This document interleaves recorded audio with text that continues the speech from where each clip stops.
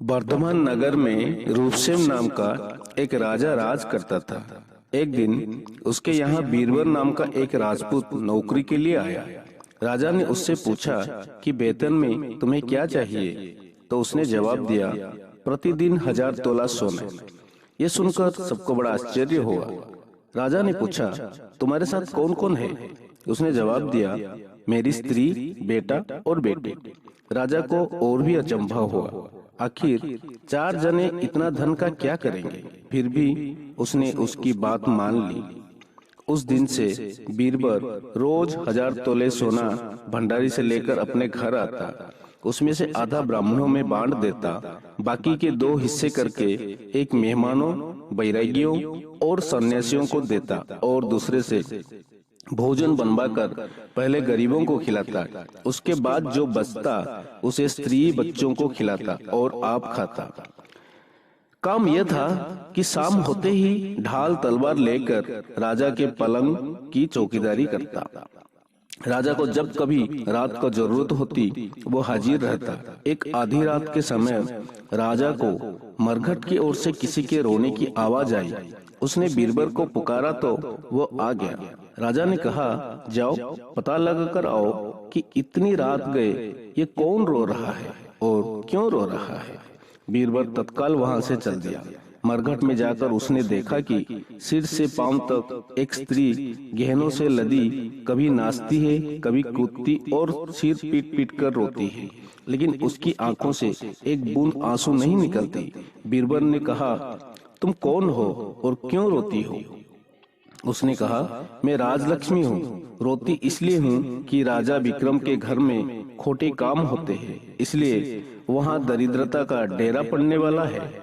मैं वहाँ से चली जाऊंगी और राजा दुखी होकर 1 महीने में मर जाएगा।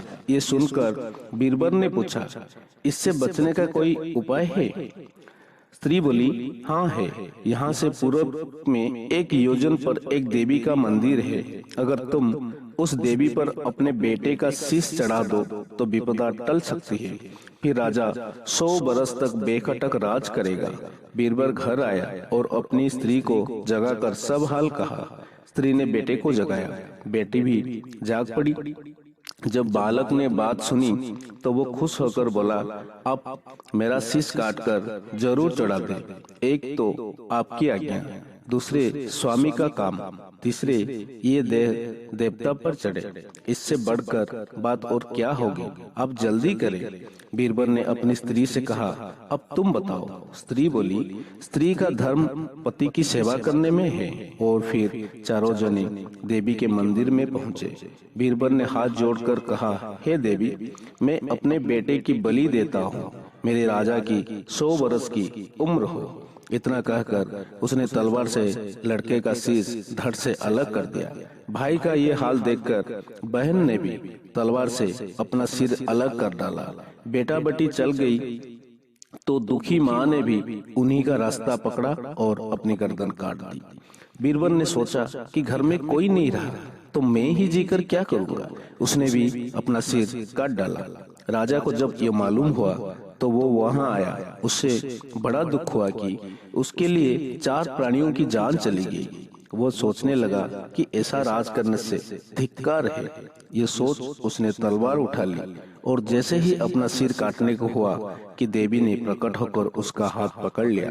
बोली, राजन, मैं तेरे साहस से प्रसन्न हूँ। तू जो वर मांगेगा वो दूंगी। राजा ने कहा, देवी, तुम प्रसन्न हो तो इन चारों को जिंदा कर दो।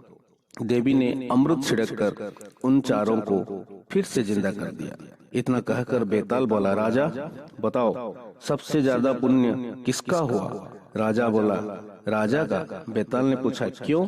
राजा ने कहा, इसलिए कि स्वामी के लिए चाकर का प्राण देना धर्म है, लेकिन चाकर के लिए राजा का राजपाट को छोड़ जान को तिनके के समान समझकर देने को तैयार हो जाना बहुत बड़ी बात है। ये सुन बेताल गायब हो गया और पेड़ पर जा लटका। बेचारा राजा दौड़ा दौड़ा वहां पहुंचा और उसे फिर पकड़ कर लाया तो बेताल ने चौथी कहानी कही। दोस्तों, आपको आगे की कहानियां सुननी है तो मेरे चैनल को सब्सक्राइब और वीडियो को लाइक जरूर कर देना। धन्यवाद।